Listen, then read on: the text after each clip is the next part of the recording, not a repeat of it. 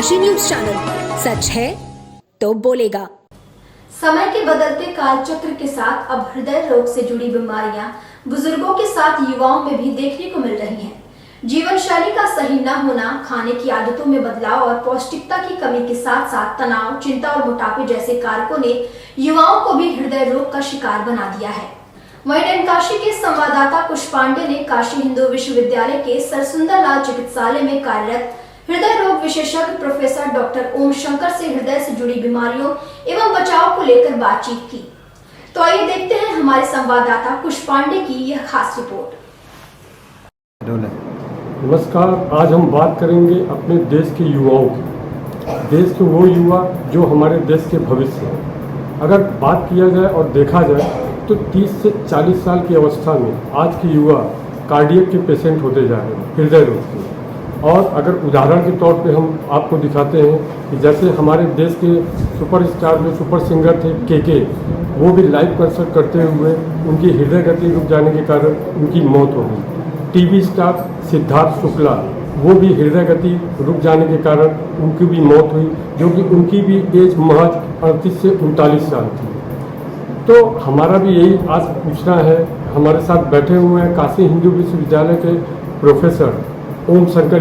तो आज हम उनसे पूछते हैं कि क्या कारण है कि ऐसी जो है स्थितियाँ आ रही है, जो कि आज के युवा जो है इस चीज़ से ग्रसित हो रहे हैं। सर, हम ये पूछना चाहते हैं कि आज की जो टीन एजर्स युवा है, जो देश के भविष्य हैं, इनका भी जो है हृदय गति से ये लोग कार्डियक के पेशेंट होते जा रहे हैं। तो क्या क्लाइमेट का कोई प्रभाव है या खान पान जैसे घी तेल का भी असर है, या कुछ युवा ऐसे भी आज के समय में कि नशा कर रहे हैं? तो सर क्या है इसका वजह? ये सब का सम्मिश्रण है जो आपने बताया। इसमें सारी ही चीज़ें अति महत्वपूर्ण हैं। सबसे पहले आप देखिए कि आज से आज़ादी से पहले जो हमारा भारत था, यहाँ तक कि 1990 से पहले के जो भारत था, वहाँ और उसके बाद भारत जो है बहुत तेज़ी से बदल रहा है। हमारे देश के अंदर वैश्वीकरण का प्रभाव आ रहा है। हमारे दिनचर्या में पाश्चात्य सभ्यता की जो परछाई है, बुरी परछाई जो है वो हावी हो रही है। पाश्चात्य में हर चीज़ बुरा है ऐसा बात नहीं है। आप वहाँ देखेंगे कि वहाँ स्वास्थ्य के प्रति लोग कॉन्शियस हैं और खान पान के बाद वो नियमित अपना व्यायाम में भी कॉन्शियस है। लेकिन हमारे यहाँ ये चीज़ें नहीं है। हमारे यहाँ पहले जो थी, जैसे ज़्यादातर आबादी 70-80% आबादी हमारे देश के गांव में रहती है, उनके पास स्वच्छ हवा थी। रोज़ वो नियमित अपने चलने फिरने से लेकर और जो दिनचर्या से लेकर और खान पान की जो आवश्यकताओं का जो संग्रह करते थे, उसमें फिजिकल लेवल क्या करते थे। आजकल देखिए जैसे वैश्वीकरण का दौर बढ़ा है, हमारे दिनचर्या को कंप्यूटर और मशीन, मतलब हम ज़्यादा मशीनों पर निर्भर हो गए हैं, अपने शारीरिक श्रम पर कम निर्भर हो गए।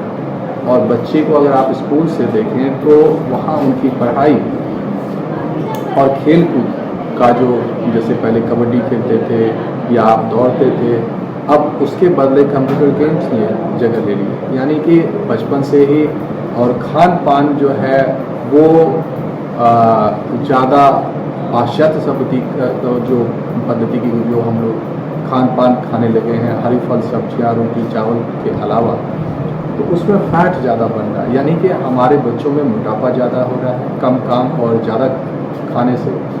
गरीब व्यक्ति के भी बच्चों में हो रही है और गरीब व्यक्ति के लोगों में भी हो रही है। उसकी वजह क्या है? जैसे मान लीजिए गाँव का एक आदमी शहर आ गया, वो खाने जाएगा तो एक सस्ता, उसके पास पैसे तो है ही नहीं, सस्ता भोजन ढूंढता है।